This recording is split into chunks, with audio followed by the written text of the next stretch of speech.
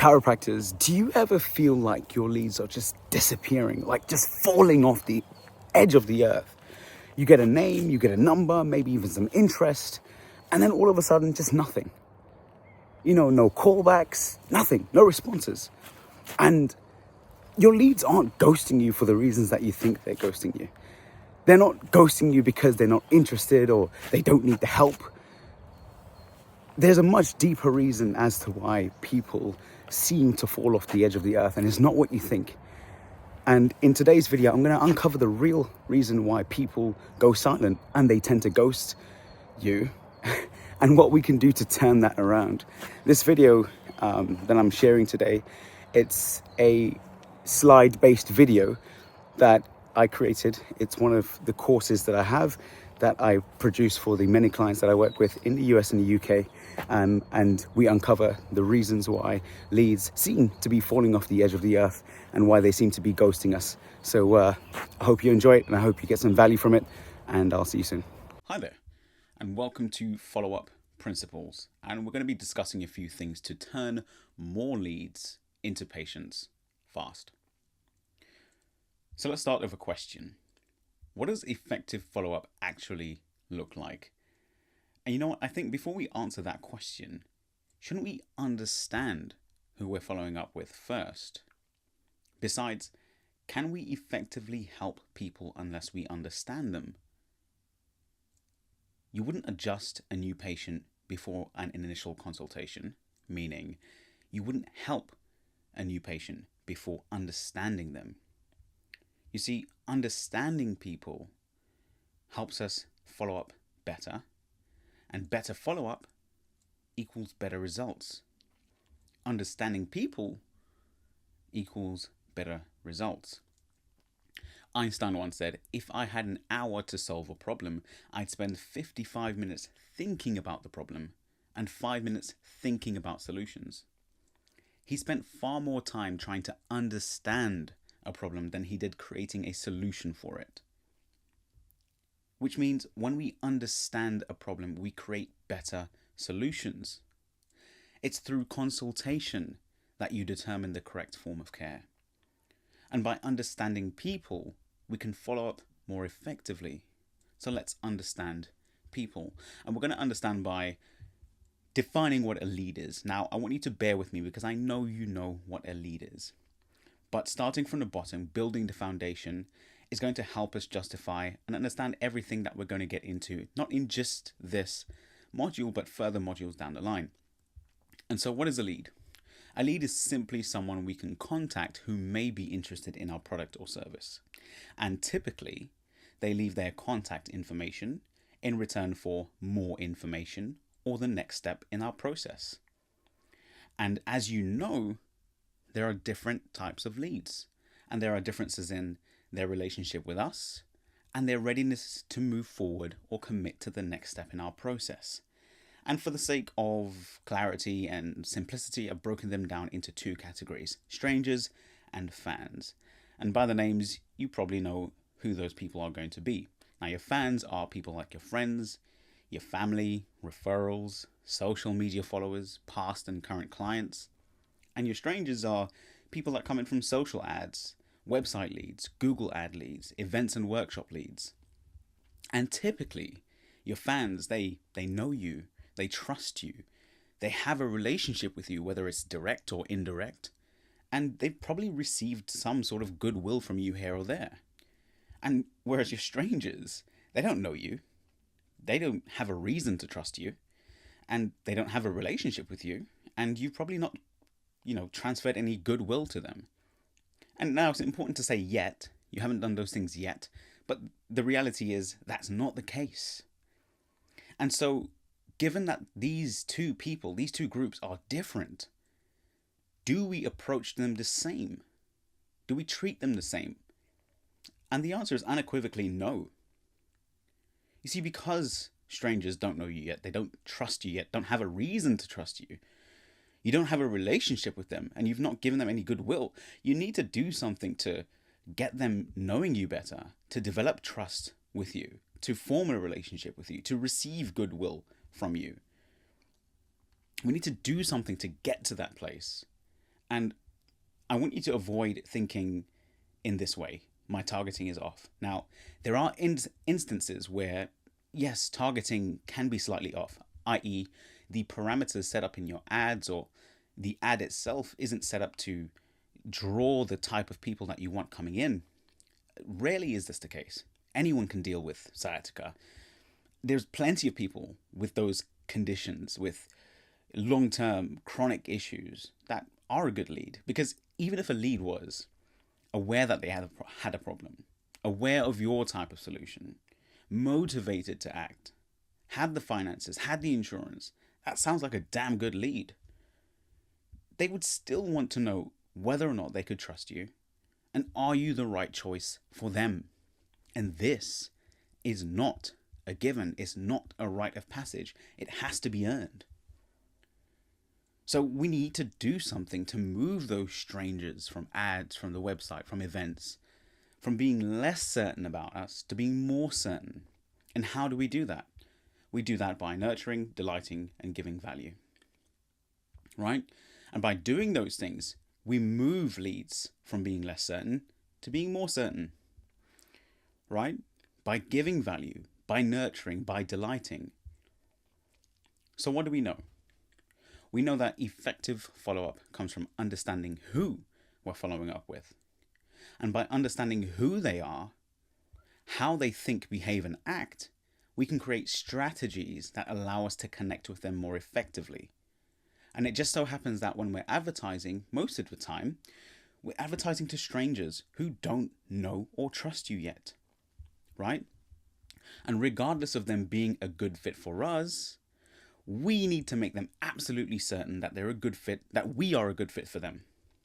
And we do that by nurturing, showing up for them like nobody else is, by delighting, creating moments where they go, wow, these people actually give a damn, and giving value, doing things that help, that actually help up front.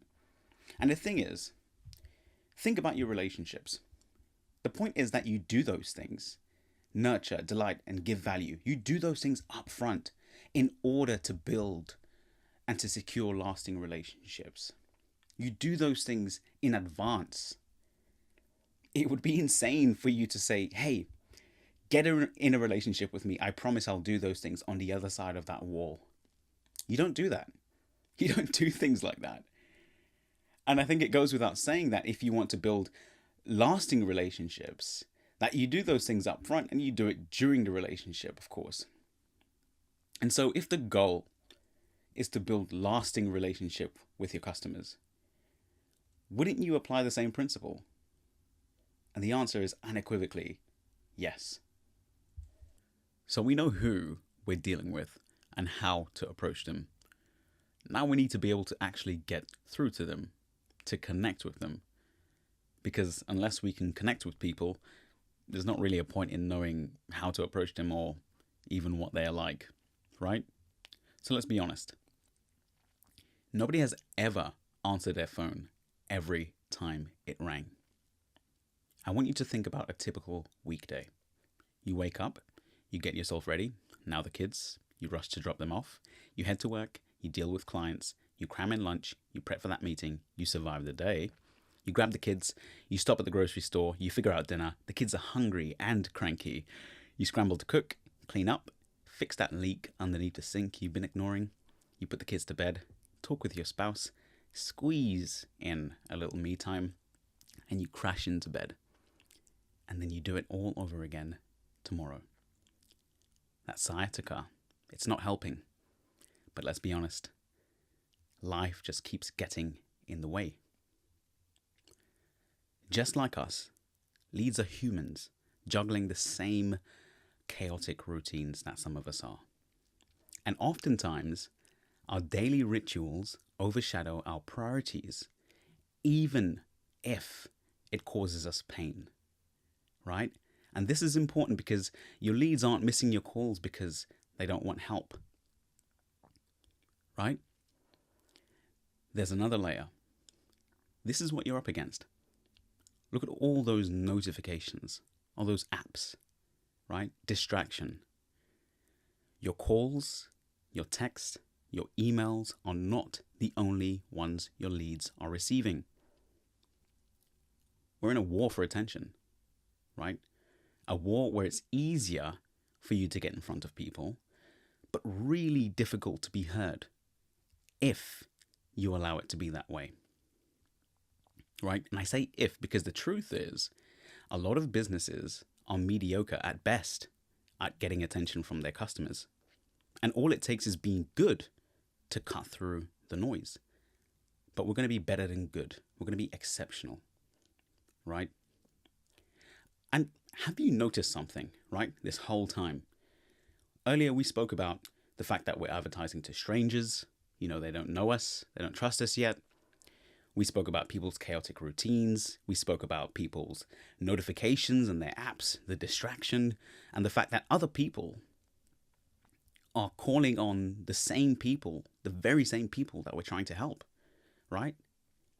We can't control these things. Unless you do something about it, unless you do something purposeful to turn strangers into your clients, they're going to remain strangers. You can't change people's routines. You can't affect people's notifications or how many apps they have, how much distraction exists in their life. And you can't control whether or not other people are calling on the same people that you're trying to help. These are what I call the wind. And you can't control the wind. You and I both know that. So how do you make progress? How do you make progress in an environment where you're at the mercy of the elements? You're at the mercy of the conditions. You do that by focusing on what you can control. Think about a sailboat. A sailboat cannot control its environment. It can't control the wind, the direction or the speed of the wind. It can't control the water, the current in the water. It can't control the waves. It can't control the frequency of the waves. It can't control the roughness of the water, but it's still able to make progress from one place to another, from point A to B, despite being at the mercy of the environment around it. So how does it do it? It does it by focusing on and using the things it can control. It can control its sail. You see, a sailboat can use its sail to harness the wind to propel itself through the water for propulsion.